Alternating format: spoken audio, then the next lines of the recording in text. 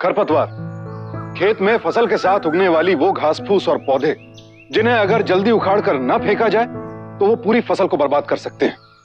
हमारे समाज में भी महिलाओं के साथ अपराध करने वाले अपराधी खरपतवार की तरह फैले हुए हैं और पूरे समाज की जड़ों को खोखला कर रहे हैं। आज जरूरत है कि हम सब मिलकर उन्हें पहचानें और समाज से उखाड़कर बाहर कर दें। हमारे देश में पिछले 3 सालों में महिलाओं के साथ होने वाले अपराधों में 12% का इजाफा हुआ है और यह आंकड़ा लगातार बढ़ता जा रहा है। बहुत कम केसेस में देखने को मिलता है जब किसी औरत ने अपने साथ हो रहे अपराध के खिलाफ आवाज उठाई हो, लेकिन आज हम जिस महिला की बात कर रहे हैं वो एक मिसाल है। उसने न सिर्फ अपनी बेटी को बल्कि 6 और लड़कियों को अपराध का शिकार बनने से बचाया और एक बहुत बड़े रैकेट का पर्दाफाश किया। ये कहानी है अंबिका की, जो उत्तर प्रदेश के एक छोटे से गांव कारवी में रहती थी।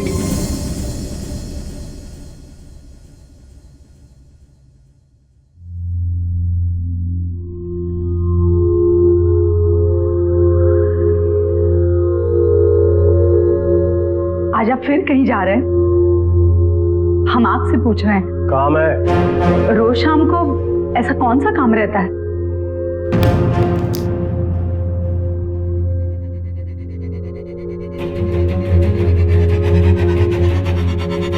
स्कूल चलाता हूँ, आइसक्रीम का ठेला नहीं। हजारों काम होते हैं मुझे। अरे आप सीधे मुंह।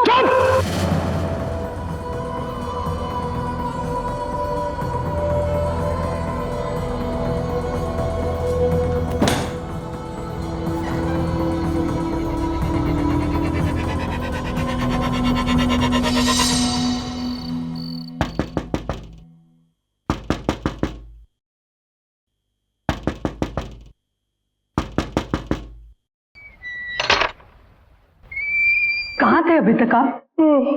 नींद आ रही है, खाना लगा।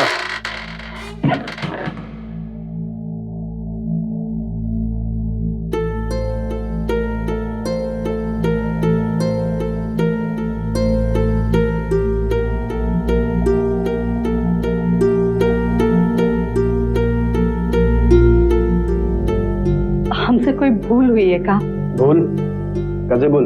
आपने तो हमें पराया कर दिया है, हमारी तरफ देखते भी नहीं, न बच्चों से बतियाते। कितनी बार समझाया तुम्हें? हम घर में बैठ के खटिया तोड़ने वालों में से नहीं है। हम मेहनत करते हैं पैसा कमाने के लिए। ये घर में जो टीवी देख रही हो, फ्रिज देख रही हो, बच्चों की फीस देख रही हो, बच्चे के नए नए कपड़े देख रहे हो, कहाँ से आते हैं? इसके लिए हम मेहनत करते हैं। विद्यार्थियों की ट्यूशन लेते हैं हम। बच्चे सो रहे हैं, ट्यूशन लेते हैं तो अपनी ज्योति को क्यों नहीं ले जाते साथ में? नहीं ले जा सकते। क्यों? कह दिया ना एक बार, नहीं ले जा सकते मतलब नहीं ले जा सकते। अरे अपनी बेटी को ले जाने में क्या परेशानी है? बहुत हो गया। अब ज्यादा बकवास करेगी ना और मेरे सर पे चढ़ने की कोशिश करेगी तो याद रख, हमसे बुरा कोई नहीं होगा। लेकिन मैं सिर्फ इतना कह रही थी कि हमारी ज्योति भी सीख जाती साथ में। एक बार तुझसे कह दिया ना कि ज्यादा बकवास मत कर। तू मेरी बीवी है, बीवी की तरह रहे, पुलिस वाली मत बन। अगर मेरे काम की दूसरा आएगी ना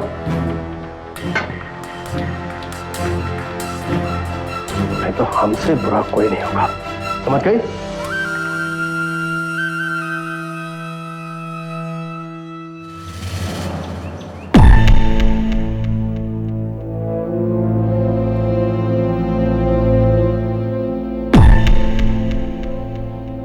पी ले बेटा, पी ले बेटा।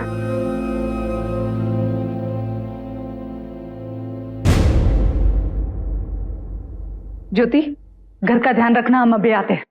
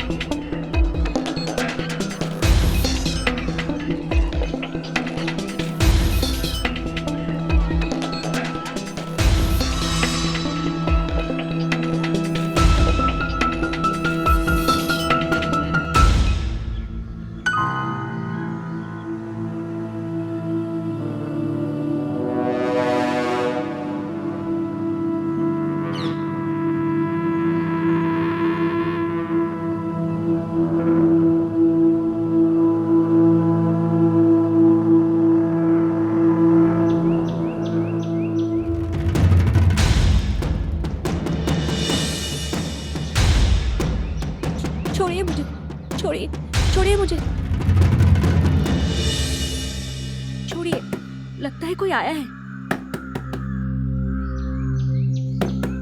कौन है? दरवाजा खोलिए।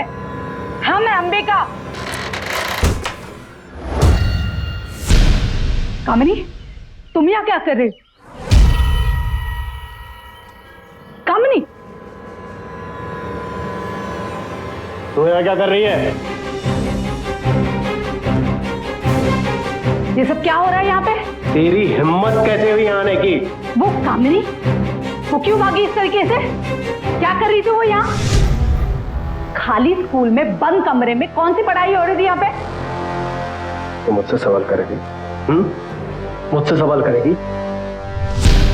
आज के बाद मेरे काम में टांग अड़ाने की कोशिश की ना तो टांग काट के रख दूंगा।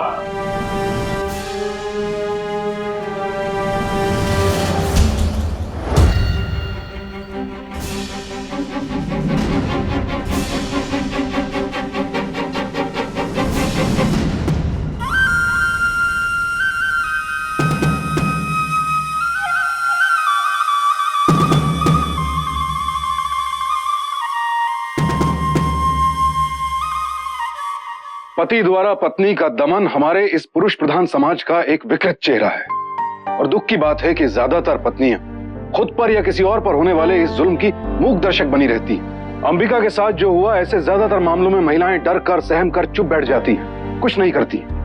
लेकिन अंबिका किसी और ही मिट्टी की बनी थी। वो इस अन्याय और अत्याचार को देखकर चुप नहीं बैठने वाली थी।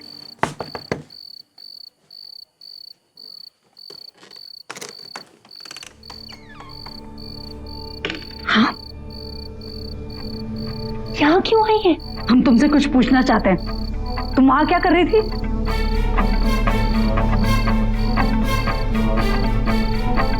हम आपके हाथ जोड़ते हैं, आप यहाँ से चली जाइए। डरो मत कामिनी, हमें बताओ, हम जानना चाहते हैं। हम आपको कुछ नहीं बता सकते।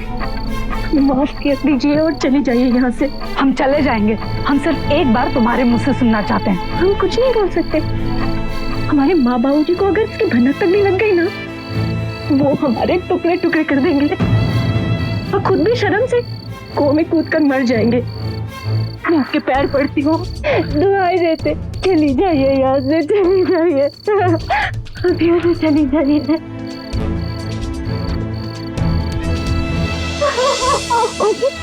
हम उनकी इच्छा पूरी नहीं करते तो वो हमें परीक्षा में फेल कर देते।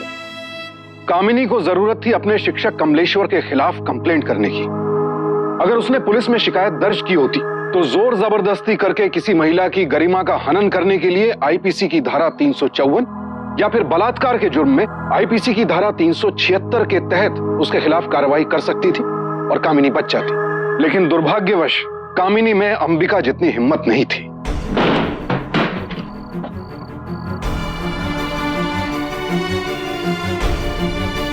माँ, हम लोग कहाँ जा रहे हैं? दूर, बहुत दूर। जाओ,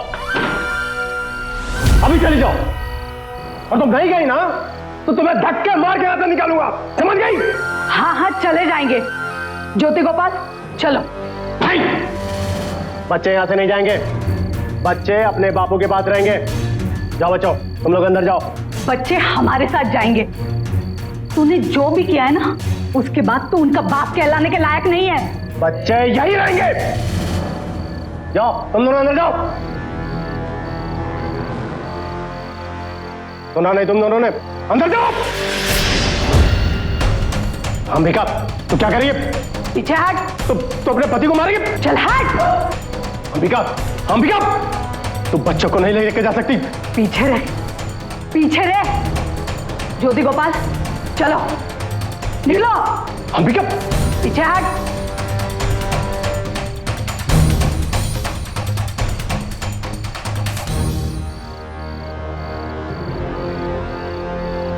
अंबिका ने असाधारण हिम्मत दिखाई और अपने पति को छोड़ दिया। वो अपने बच्चों के साथ पड़ोस के गांव राजापुर में जाकर रहने लगी।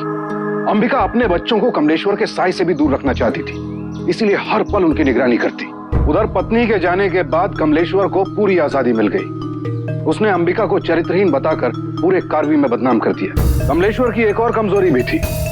वो बहुत जल्द अमीर बनने के लिए किसी शॉर्टकट की तलाश में था और इस बात की भनक किसी और को भी थी।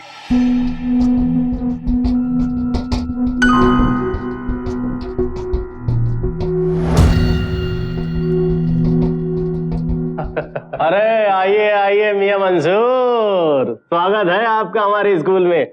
यहाँ का रास्ता कैसे भूल गए आप? अरे ऐसे ही, काफी दिनों से अपने यार की शक्ल नहीं देखी तो चला आया। और कैसा चल रहा है सब कुछ? अरे क्या सुनाए मंसूर मियां, बस चवन्नी अठन्नी निकाल लेते हैं, इतना समझ लो। क्या मियाँ, सोने की खान पर बैठे हो और चवन्नी ठंडी की बातें करते हो? कौन सी सोने की खान की बात कर रहे हो मियां? यहाँ तो आधे विद्यार्थी फीस ही नहीं दे पाते। मैं फीस की बात नहीं कर रहा हूं। तो उस दिन डॉक्टर मंसूर से बात होने के बाद कमलेश्वर ने एक जाल बिछाना शुरू किया, लेकिन वो क्या करने जा रहा था इस बात की उसने किसी को भनक तक नहीं होने दी। सबसे पहले उसने अपने स्कूल से एक एजुकेशनल टूर के लिए कुछ लड़कियों को चुनना शुरू किया। अब वो घड़ी आ गई है कि आप लोगों को ये बता दिया जाए कि कौन कौन से विद्यार्थियों का चयन हुआ है। गंगा किनारे प्रवास पे जाने के लिए जिन विद्यार्थियों का चयन हुआ है उनका नाम इस प्रकार है, मैं बताता हूं। आरती, नुसरत, खुशबू, सुखमी, रानी, रीटा। मुबारक हो, आप सभी को मुबारक हो। प्रवास के लिए चुनी गई लड़कियों को वो नए नए उपहार देकर खुश करने लगा। साथ ही साथ उसने लड़कियों के माँ बाप का विश्वास जीतना भी शुरू कर दिया। अरे मास्टर जी, आपने काहे तकलीफ की? लीजिए चाय लीजिए। नहीं नहीं, चाय नहीं पीऊंगा। अब छुट्टी के बाद इसे रोका था तो घर पर पहुंचाने की जिम्मेदारी भी तो मेरी थी। और एक बात याद रखिए, माता, पिता और गुरु, इन तीनों का दर्जा एक समान होता है। जैसे मेरे लिए मेरी ज्योति है, वैसे मेरे लिए खुशबू है। अच्छा, चलता हूं और शैक्षणिक प्रवास की तैयारी अच्छे से करना।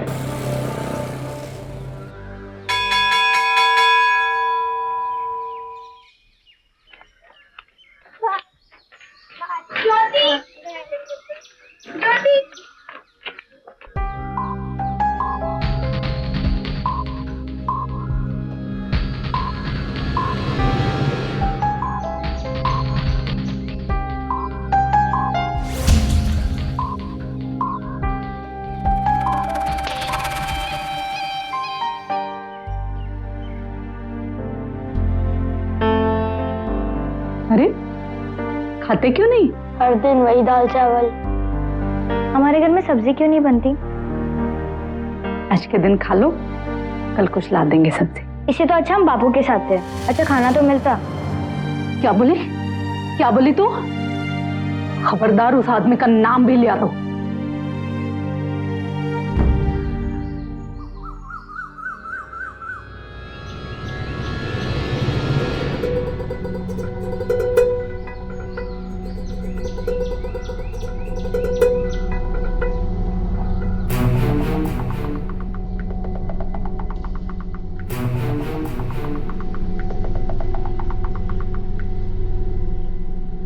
मेरा बच्चा क्या कर रहा है? बाबू ये देखो, तुम्हारे बापू ने तुम्हारे लिए क्या लाए हैं? क्या? बहुत ही खूबसूरत बूंदे हैं। हाय, कितने सुंदर है। बाबू बहुत सुंदर है। हाँ? अच्छे लग रहे हैं ना मेरे पर? देखो देखो। अरे हाँ, मेरी बिटिया तो बहुत सुंदर लग रही है। अब ये बता, ये बूंदे ही देखती रहेगी, अपने बापू को पानी वानी भी पिलाएगी? हाँ, अभी लाएगी। बाबू आप बैठो ना। ठीक।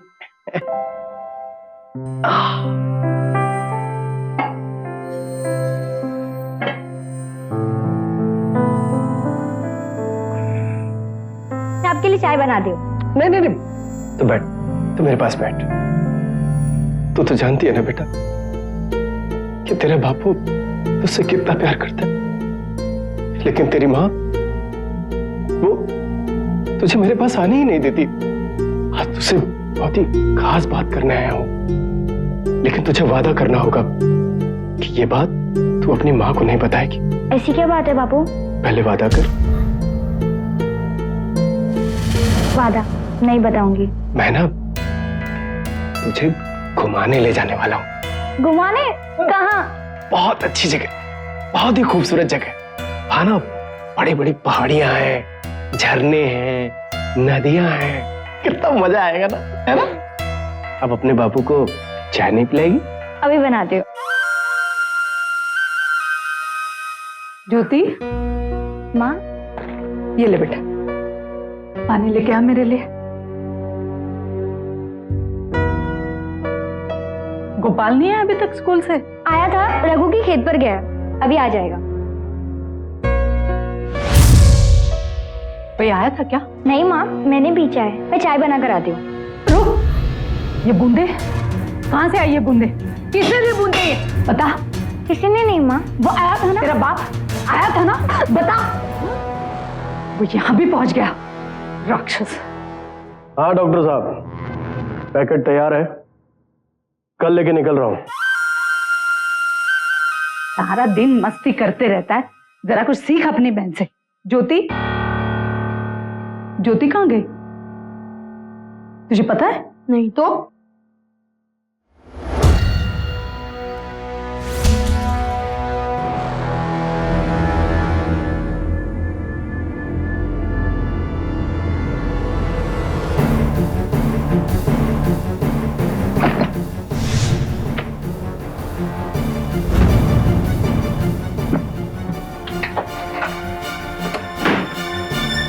चल हम लोग जा रहे हैं। कहाँ? कारवी, तेरे बाप के पास।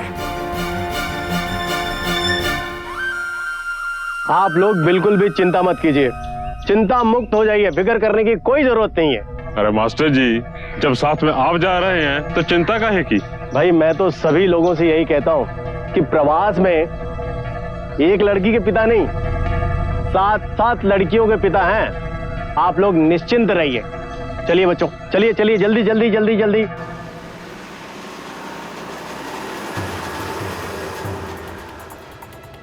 Bye bye bye. ठीक है, चलिए। बाय बेटा, बाय बाय बाय बाय।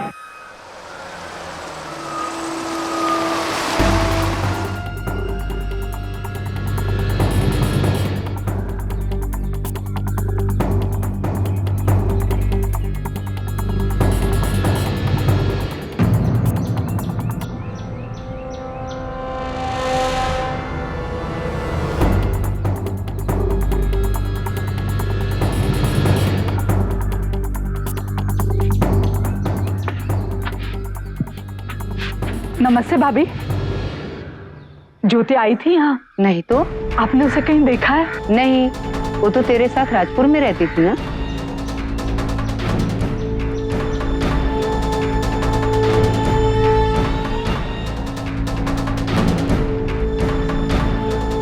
नमस्ते। आपने ज्योति को देखा है कहीं? अरे वो तो गई। गई? कहाँ गई? प्रवास पे। कौन सा प्रवास? कौन ले गया उसे? अरे मास्टर जी लेके गए हैं उसे, और कौन लेके जाएगा? कुल मिला के 7 लड़के गई हैं उनके साथ। क्या? उस दानव के साथ आपने लड़कियों को भेजा कैसे? अरे शर्म करो अंबिका, तुम दोनों में जो भी बीती हो उससे हमें कोई दरकार नहीं है। मास्टर जी भले आदमी हैं, उनका तो अपमान मत करो। भला आदमी? भला आदमी काहे का? स्कूल के नाम पे गोरख धंधे करता था, मजबूर लड़कियों का फायदा उठाता था। अब जानती नहीं है उसे? बस अंबिका बस, अब हमारी जुबान मत खुलवाओ। तुम काले चरित्र की थी, इसलिए तुम्हें घर से निकाल दिया गया, और अब उस भले आदमी पे कीचड़ उछाले जा रही हो। मैं काले चरित्र की?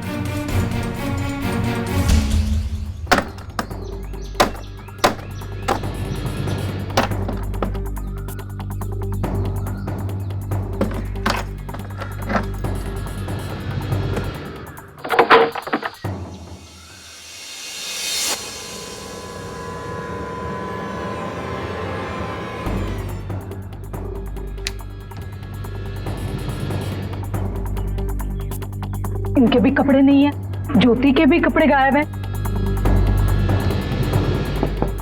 सब लॉक।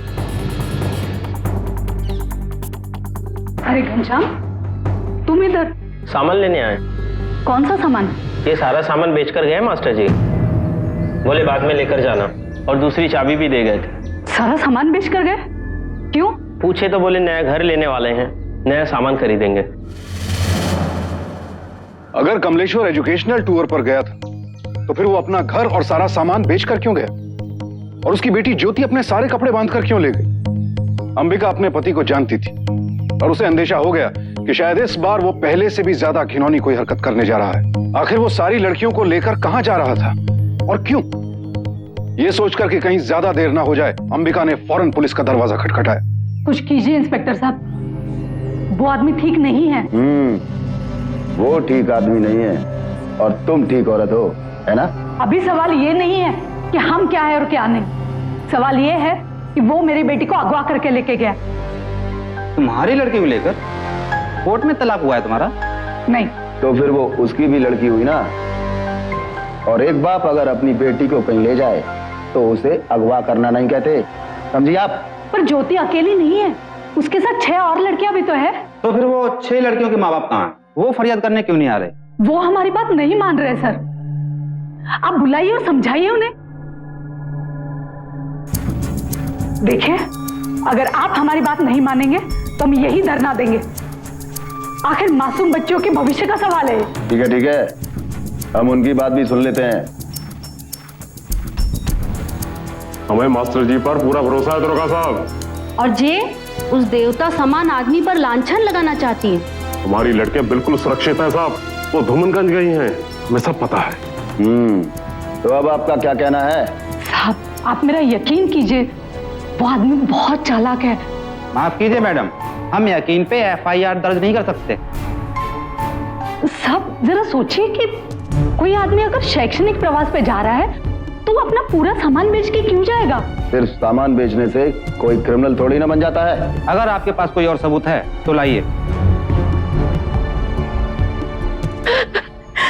हमें बख्श दीजिए,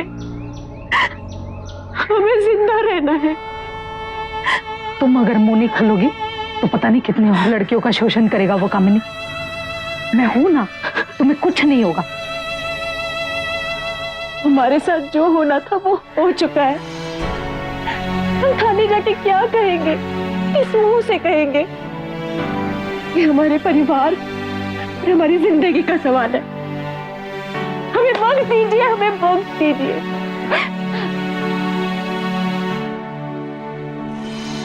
कोई भी अंबिका की बात सुनने को तैयार नहीं था।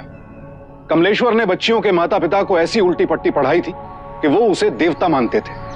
पुलिस भी FIR लिखने को तैयार नहीं थी क्योंकि कोई सबूत नहीं था। ऐसी विषम परिस्थितियों में कोई भी औरत बड़ी आसानी से टूट जाती, लेकिन अंबिका टूटने वालों में से नहीं थी। उसने खुद अपनी बेटी को ढूंढ निकालने का फैसला कर लिया और अपने 14 साल के बेटे गोपाल के साथ धूमनगंज जा पहुंची।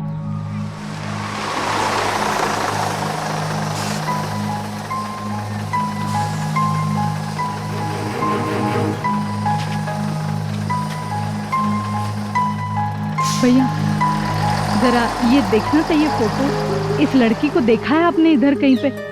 6-7 लड़कियां होंगी, साथ में कोई मोटा सा आदमी होगा।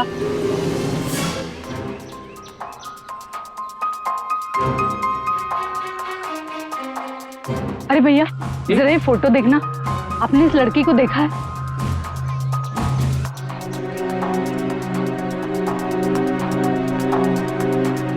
माँ, हम उन्हें यहाँ क्यों ढूंढ रहे हैं? वो लोग कारवी से यही आने वाले थे और फिर यहाँ से होके गंगा किनारे के दूसरे शहरों में जाने वाले थे। इसका मतलब जहाँ भी गए होंगे यहीं से होकर गए होंगे। आइसक्रीम वाला, ठंडा मीठा बढ़िया आइसक्रीम। अरे माँ, मुझे आइसक्रीम खानी है। हरगिज नहीं है, हर बार सफर में कुछ ना कुछ ठंडा खा के अपना गला खराब कर लेते हैं और फिर बीमार पड़ जाते हैं। हो गया भैया जी, एक आइसक्रीम दो। मत दिलाइए उसे आइसक्रीम, रहने दीजिए आप भी ना। क्या मत दिलाइए, एक आइसक्रीम खाने से कुछ भी नहीं होता। आइसक्रीम वाला भैया, आप तो इधर ही घूमते रहते हो ना, जरा देखना तो ये लड़की को आपने देखा है क्या? 5-6 लड़कियों के साथ आई होगी, कोई मोटा सा आदमी होगा साथ में। उसे आइसक्रीम खाने का बहुत शौक था। हाँ, सवेरे आके गए हैं जो, और इनके साथ तो 6-7 लड़कियां, उसमें से कुछ लड़की आइसक्रीम भी खा रही। अरे तभी कहां से एक लफंगा आ गया और लड़कियों को छेड़ने लगा। तो भगवान भला करे कि उसी समय हवलदार साहब आ गए और वो लफाका दिए लफंगे को, वो मारे हैं कि सारा जिंदगी भर ना ही भूलेगा। तो कहाँ गए वो लोग? सवेरे 8 और 9 के बीच में वो लोग बस पकड़े थे। बस कहाँ के लिए? कुछ तो बातें की होंगी उन लोगों ने। गाजीपुर की बस थी। गाजीपुर कैसे जाएंगे हम लोग? अरे अब तो गाजीपुर के लिए तो यहाँ कोनो बस आज नहीं है। अब जो भी बस मिलेगा आपको सवेरे मिलेगा। हमें जल्दी जाना है भैया। अगर आपको जल्दी जाना है तो ऐसा कीजिए कि आप ना बनारस का बस पकड़ लीजिए। अब बनारस से आपको कई सवारी गाड़ी मिलेगी गाजीपुर के लिए। शुक्रिया भैया। आइसक्रीम वाला,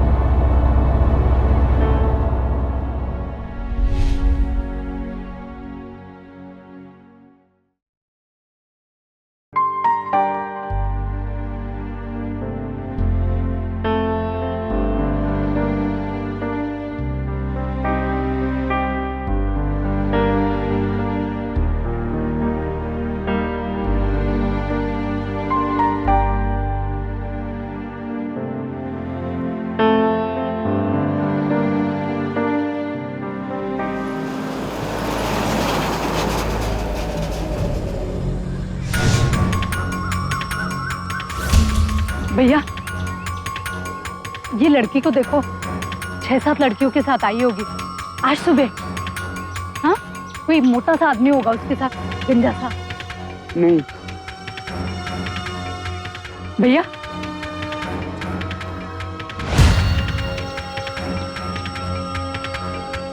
भैया भैया सुनो, ये लड़की को आपने देखा है?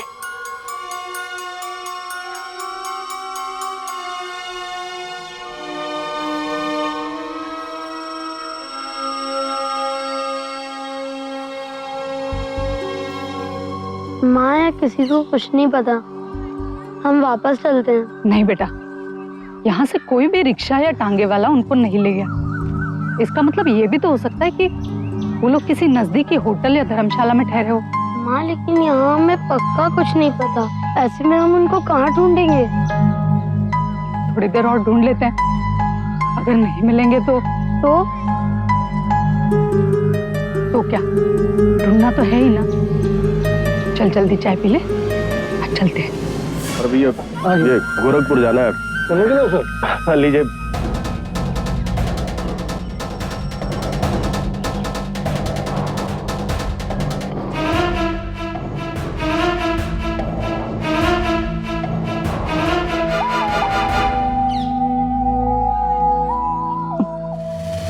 लीजिए लीजिए, आप सब लीजिए, चलिए। अरे चलिए, क्या कर रहे हैं आप?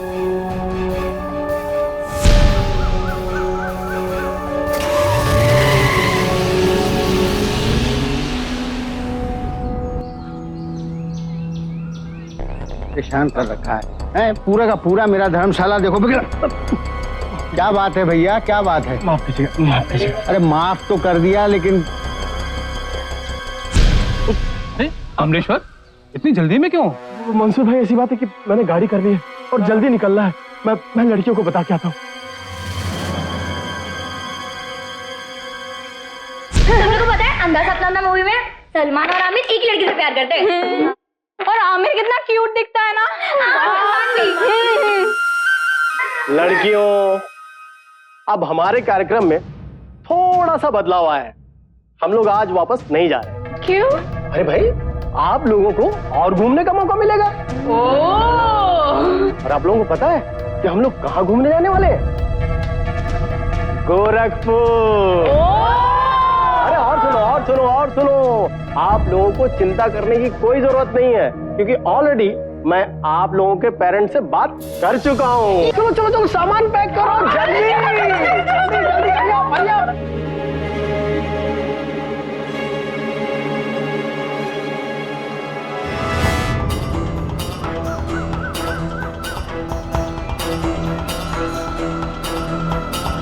अरे लड़कियां, जल्दी करो। चलो पकड़ो बैग पकड़ो। चलो, जल्दी, चलो। अरे भैया सुनो, जरा देखना इस लड़की को देखा है कहीं?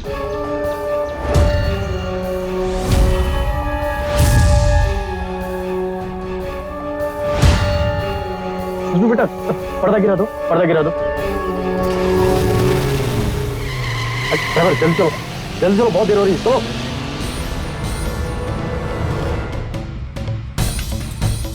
जी नमस्ते, आपने इस लड़की को देखा है क्या?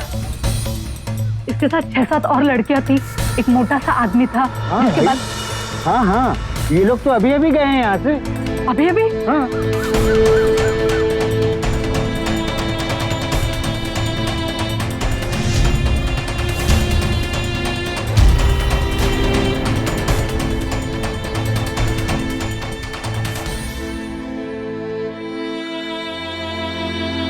पीजिए, पानी पीजिए।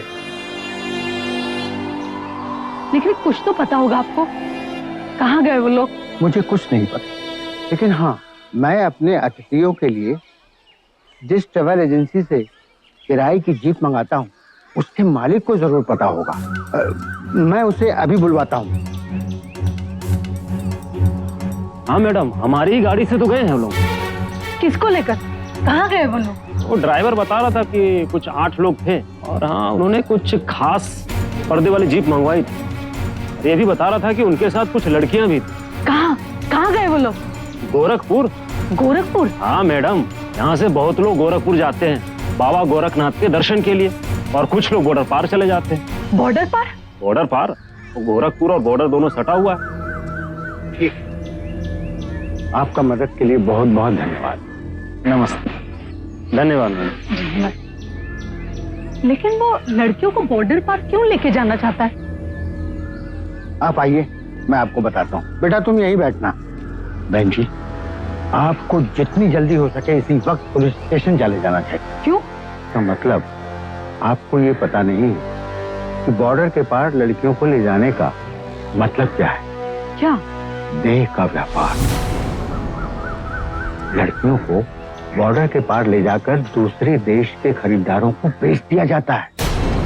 जैसा आप कह रही हैं कि उस आदमी की नीयत ठीक नहीं है, तो पक्का समझिए कि वो बॉर्डर पार जाकर उन लड़कियों को बेच देगा। वो बॉर्डर पार कर सके उससे पहले ही हमें उसे रोकना होगा। बहन जी, आप तो ऐसा कीजिए, जितनी जल्दी हो सके पुलिस में चली जाइए। लेकिन अगर लड़कियां कार्रवाई की हैं, तो एफआईआर वहीं दर्ज होनी चाहिए। अब आप ही कुछ कीजिए ना साहब, वक्त बहुत कम है। अगर वो लोग बॉर्डर पार कर गए तो गजब हो जाएगा साहब।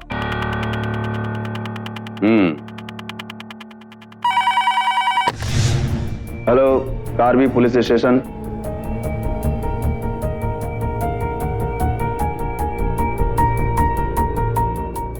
गोरखपुर गए हैं? हाँ, सारी लड़कियों के माँ बाप यहीं पर हैं। हाँ, हमने एफआईआर दर्ज कर ली है। आप गोरखपुर पुलिस से बात कर लीजिए। ओके, हम अभी और इसी वक्त यहां से निकलते हैं। क्या हो साहब, कुछ पता चला? हाँ, वो लड़कियों को लेकर गोरखपुर गया है। गोरखपुर? कहाँ है? हमें तो बताया गया था कि वो गंगा के किनारे का सेक्शनी प्रवास है। अंबिका ठीक कर रही थी, हमने उसकी एक न सुनी।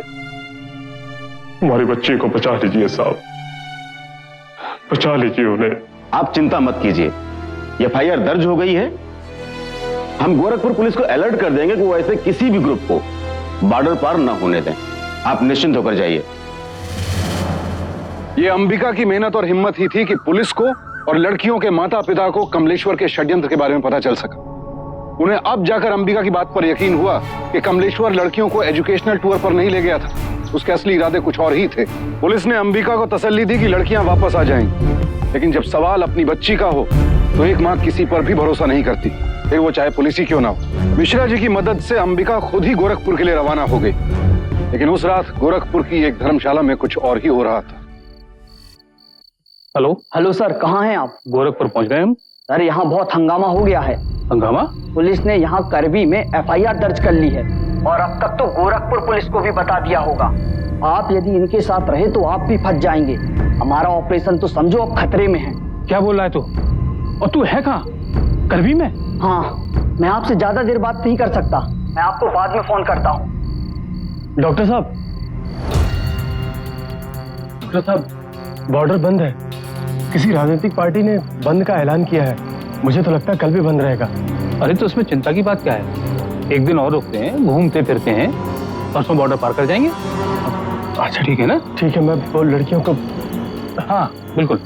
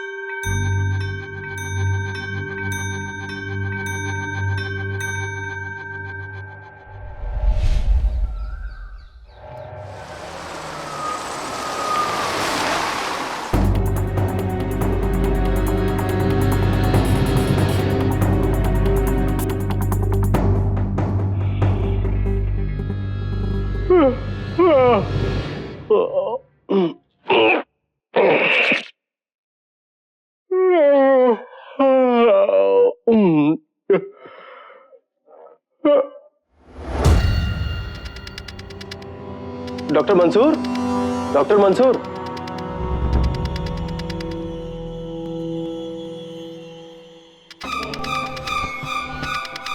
डॉक्टर मंसूर, डॉक्टर मंसूर,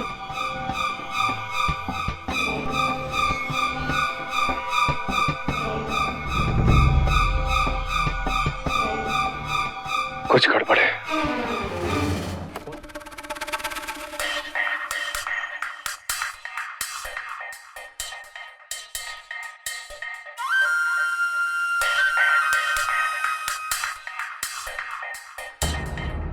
ज्योति, ज्योति, बापू क्या हुआ बाबू? जल्दी से सामान बांध ले, चल जल्दी कर। लेकिन क्यों? उठ जाएगा कोई, चल जल्दी कर, चल सामान ले, जल्दी जल्दी कर।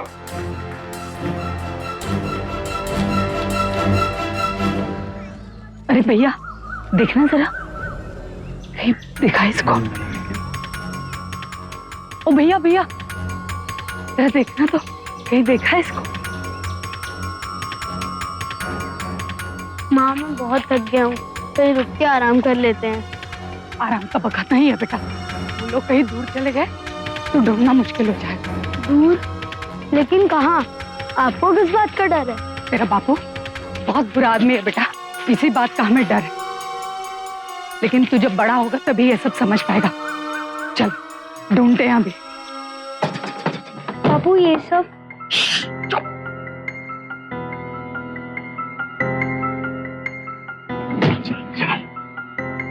और वो दूसरी लड़कियां? लड़कियां आ जाएंगी, बिल्कुल भी चिंता मत कर।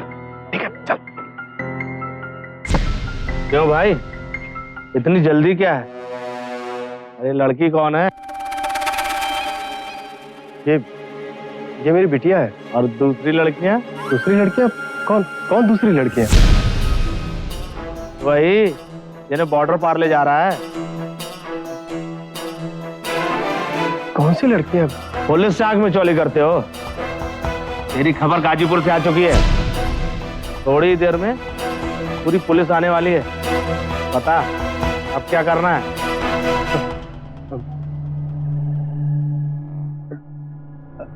बिटिया तू वहां कुर्सी पे बैठ, मैं अभी हवलदार साहब से बात करके आता हूँ। ठीक है हवलदार साहब? हवलदार साहब मुझे भी कुछ खिदमत का मौका दीजिए ना। मतलब?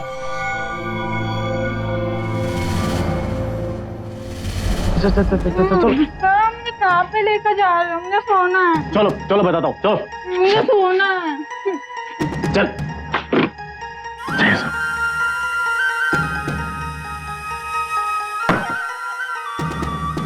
जल्दी चल। आपने खुशबू को उसके पास क्यों भेजा? अरे वो सब बाद में बताऊंगा, चल तू। नहीं पहले बताइए, वरना मैं आपके साथ नहीं जाऊंगी। बस सच कहती थी, आप अच्छे आदमी नहीं हो। ज्योति, ज्योति, ज्योति ज्योति ज्योति, मुझे बचा लो। क्या हुआ? क्या हुआ बेटा? क्या किया इसने तुझे? अंबिका, तू यहाँ क्या कर रही है?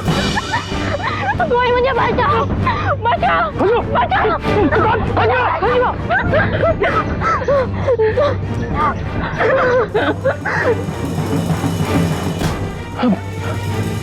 हवलदार साहब देखिए, मेरी बात सुनिए ना। हवलदार साहब, हाँ अंबिका, तू मेरे काम के बीच में टांग मत अड़ाओ। तू अपनी बेटी अपने पास रख। मुझे नहीं चाहिए तेरी बेटी। कमीने, तू ले जा अपनी बेटी। पति परमेश्वर होता है। अंबिका देख, तू ऐसा नहीं कर सकती। तू अपने पति को मारेगी अंबिका। कौन सा काम कर रहा है उसने? कौन सा काम कर रहा है? अरे मेरी बात तो सुनिए साहब। अरे मैंने कुछ नहीं किया। इंस्पेक्टर साहब,